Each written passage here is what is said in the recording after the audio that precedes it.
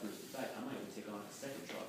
So if you're gonna be down in our Pacific Beach, I'm gonna be down in El Cajon, you know, you can find my truck in this application. I just sold you on this application.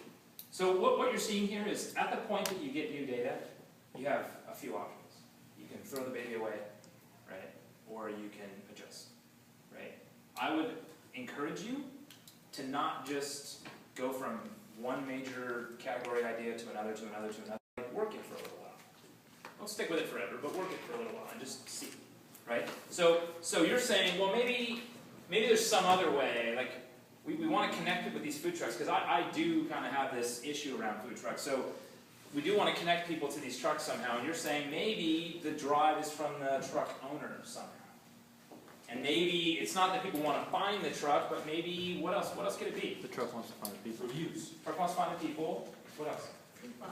I'm just thinking like on the pros, it's just like partnering with the truck owners and talking about the application, see if they're willing to basically advertise it, tell them, you know, you can put a QR code on the side of the truck, people can scan it, download it while they're at the truck, and boom, everybody's downloading the application. You still have to get people motivated enough to download it. What does it take to get a human being to click on something, download it, and use it enough that Create it's incentive. Create pain. What's that? Let's create pain. From sales, not you. Or provide an incentive. Like the guy that comes up, throws dirt on your windshield. I'll clean it for you. Awesome. Your phone happens to have a virus on it now.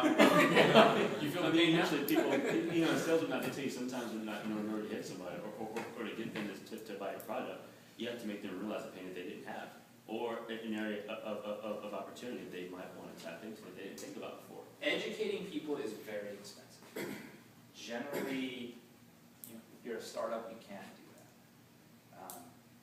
It's very hard to get, if somebody doesn't already know and recognize a problem that they have, it's incredibly expensive and difficult to make them aware of it. I think You want to avoid that in general. but couldn't it be as simple? What's that? Go ahead. Couldn't it be as simple as, you know, like instead of talking to the individual, instead of talking to the individual, it's the same time that you're spending on the individual, and you're talking to them, they're giving you what they need. You're talking to the vendor instead. It's direct access to not just them, but all of their clients, because they want those clients and more.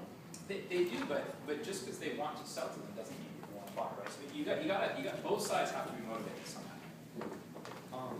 Do you want to stay really pure in your ideas that you're testing? Because what I'm thinking is that since you found out that 15 out of 50 people at a truck would use it, that may not be a significant number for you, the developer who's going to create the idea that's the solution. It may be significant for the truck owner to retain that much business for those 15 out of 50. Yeah. So should we maybe work towards seeing if that's... We certainly can. The only thing I would say is I would encourage you, if you're going to go through all the pain and suffering of starting a business, shoot for something that's strong. Like, you're going to put just as much effort into like a small, mediocre business as you would a bigger, great business, right? So, especially in this ideation phase, this is cheap and easy and fast. Like, we don't have to like go for something that's maybe lukewarm. Maybe it's not lukewarm. I mean, maybe you could figure out, well, the truck guys will each pay me $1,000 a month. That's not bad. You know, like, I mean, maybe it's better. But what about something like this? What about, well, I'm not motivated to find a truck. I already know where the truck is. But maybe I'd eat at your truck more often if you gave me deals or coupons or, you know, a point system where the more I eat there, the cheaper I get. I don't know. Like, maybe there's some other way to get me to engage with the truck. Right? What's up? Or you don't have to wait in line if you have the app, bypass the Maybe line. you don't have to wait in line if you have the app. Like, what are you going to do? Like, what are other ideas around this that you can pursue? Right. I think reviews is, like, as a consumer, reviews. I've never been in this truck. What are people saying about this truck and where is it at? Right. Pre-order, that would be useful, pre-order. Yeah. So this is really the process. I mean, the process is you come up with your idea, you set out your assumptions, and then you get to testing things in the riskiest first order. And then you just keep marching down until you get something they're like, no, there's something here. I don't know what it is, but there's a decent signal here. Like, I see people are really resonating with this problem, and I seem to have some different ways I can monetize it. Then you can go for it.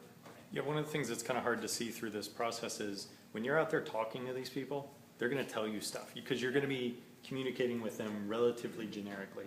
And they're gonna be telling you X, Y, and Z, and you're gonna be learning stuff that's not on this list, right? That will give you ideas on how to steer the direction of that company, so. You're gonna see that a lot this weekend. You guys are all gonna pitch ideas. You really wanna run through a process like this. It's starting tonight. I mean, you wanna get on your team, you wanna figure out what your idea is, you wanna put your assumptions down, and you wanna work the problem. Because the further you get, the more learning you're gonna do faster, and your ideas are gonna get way better.